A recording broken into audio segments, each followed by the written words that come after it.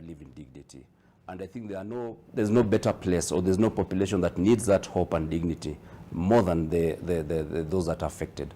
So we are confident that we will work closely to manage those that are staying in riparian lands, because they are there already, and there's very little you can do really in terms of displacing huge segments of population. What you can just do is to mitigate, in the best way possible, to ensure that you don't have secondary disasters happening. All right. Yeah. Dr. If you're still with us, what are your thoughts on the calls for the floods to be declared a national disaster? Do you think we are at that stage?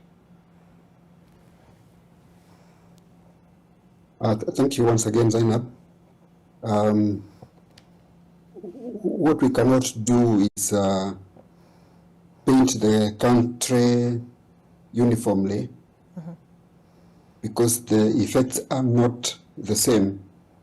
Going by my earlier description of the differences in topography. Right. But the areas that are already marooned, like I think how we could put it, Zainab, is normally somebody feels where the shoe pinches the most. And probably if you see, and just like Dr. has said, and Bramwell, different parts of the country are being affected differently. Like you see right now, Wajir, Mandera, and Garissa are mostly affected. You find that there are parts of Tana River, and then you find that there are parts of Isiolo that are adversely affected. So the thing is, across the country, there are areas where the rains are a blessing, because it's allowing people to go on with their normal lives, or even to do crop production or look at that. But then there are areas where it's affecting post-harvest losses. There are areas where people are totally marooned, and for them, they will feel it's a disaster, and it is isolating them, and it's disrupting their businesses. There is loss of livestock. So as to whether it should be a national disaster or not, we believe, Kenya Red Cross believes, that the government has its apparatus and mechanisms and thresholds that it can use to make such a determination.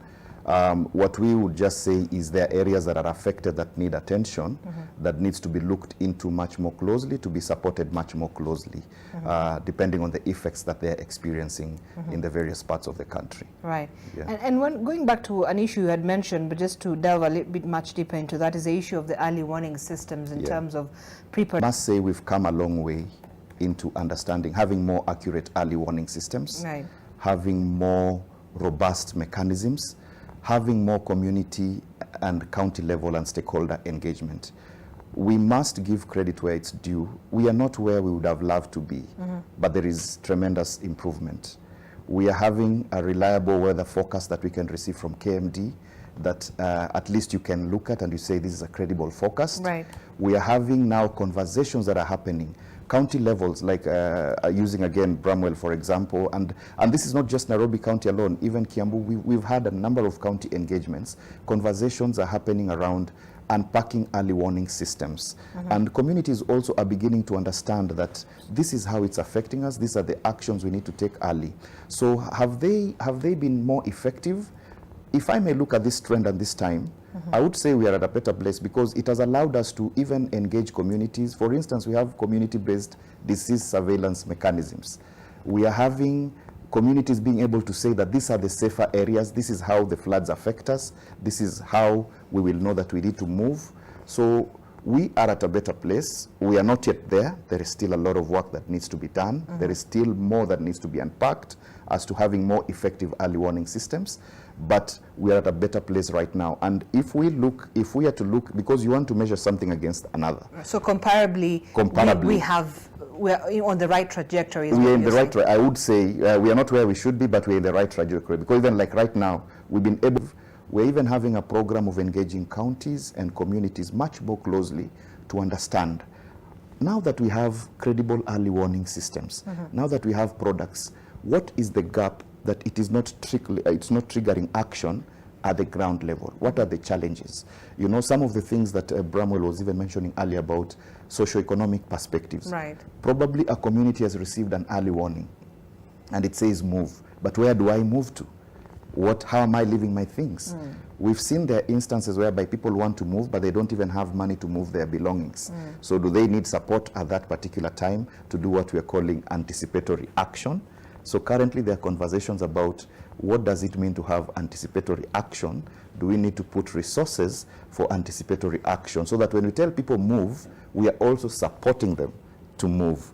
We are helping them to understand where are you moving to, how are you going to move there, and when normalcy resumes, how do you go back? So that's where we are at with early warning systems, in the sense that we are having better products right now, and now the discussion is around how do we make sure these early warning systems trigger action from the community level. What are the barriers? What are the challenges? How can we now unlock those challenges that probably impede communities from now acting early based on information or early warning information that they've been given. But essentially, where does the responsibility fall when it comes to pushing for, taking the measures that need to be taken, to avert this crisis? Can be relied upon, which they're doing, giving advisories when they should.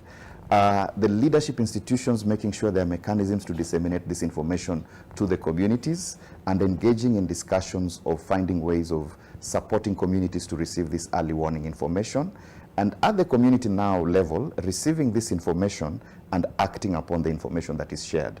So it's an all-inclusive approach. Right. So the question now we will start wanting to unpack is everyone playing their role? Okay. For example, is the weatherman giving the advisory as and when they should? Is it a credible product? Now, if they have released it, how are the leaders receiving them and how are they unpacking them? For example, at the county level, are they taking heed on the advisories given? What mechanisms are they putting in place? Are they now acting on those early warning? For example, clearing drainages, developing contingency plans, developing communication channels, and even feedback loop for communities. And then it does not stop there. Now, as we cascade that information down to the communities, so how now are the communities acting? On the leadership level, are we providing alternatives for them, like safe areas for evacuation, identifying areas where people can be evacuated to, and communicating the same to the communities? Then when the communities are informed, them taking action. Because you cannot go and now start forcing people and lifting them out of their houses to move into a safe shelter. That would be unrealistic. That would be unrealistic. Right. But Nairobi plays to ensure they would be able to, combat and tackle this particular matter. Plays to ensure they would be able to, combat and tackle this particular matter. But do you feel like there are still some gaps left there when it comes to those particular measures? Well, I think just to echo what Peter said, and just to maybe also appreciate that perhaps what has also made early warning systems more effective this time is the role of technology and media, such as this show. Just being able to articulate and have this discussion in a much more focused manner on a prominent national TV station like this helps to elevate public awareness. And my take is that, people hope for the best and people want to survive, but people also conscious of the perils that come with the disasters and floods. So just by appreciating that, those other elements that Peter has talked about, I think for me, I would appreciate that this time round, the public has been much more receptive, given that when you look at the social governance structure, which has cascaded down even to the Nyumba Kumis, these effective communication channels, the decentralized system of government, county government, sub-county teams, the ward admins, we are able to articulate an agenda and it reaches each household. And therefore, you're able to trigger behavior change. You'll realize that, of course, there'll always be the doubting Thomases. So the duty and responsibility we've received is to be, trusted. I do believe that we're in a better space. And I say this, putting things in context. In the past, we've had cases of fatalities in Nairobi County. Whenever we're in a better space. And I say this, putting things in context. In the past, we've had cases of fatalities in Nairobi County whenever floods happen. And a recent case happened actually during the long rains in October, where we had an unfortunate incident in the Waruku area in Kileleshwa. A family was swept in their sleep.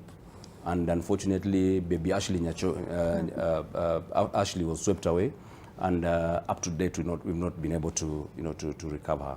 But given that experience, when when our teams on the ground engage with the community, you could see that there's enhanced awareness, there was better cooperation levels, and I think the community now is better seized of the perils and understanding that they need to trust these early warning systems, that it's better to be alive in a safe space than not be alive, you know, by clinging to, you know, to an environment that is actually perilous and will affect you and your family. All So right. I'm confident, I'm optimistic that the efforts we've put in place are paying off.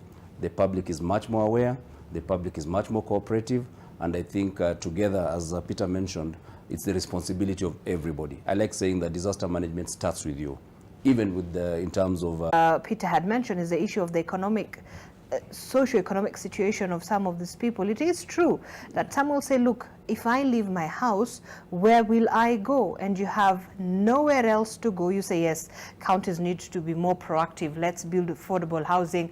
Let's put up, you know, temporary structures for these people. But is that the case? Is that what counties have done? Is that what the national government has done?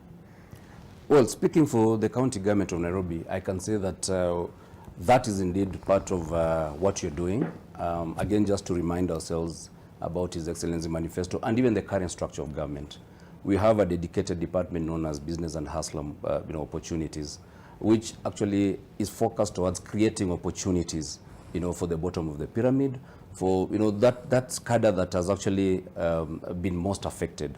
And just taking the cue from even the Green Army that is leading the charge towards, you know, helping to, you know, keep our drainage system and environment clean.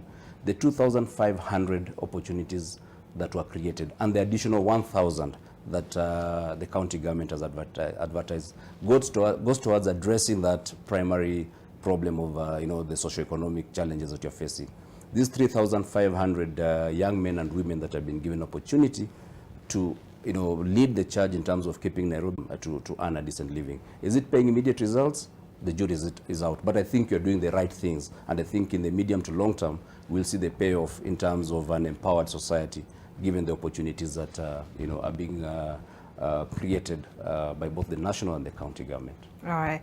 Well, Bram, we'll still come back to that because I don't think you've answered my question, Yeah. but we have to take a break. Yeah. We'll be back and Dr. will be giving us some, you know,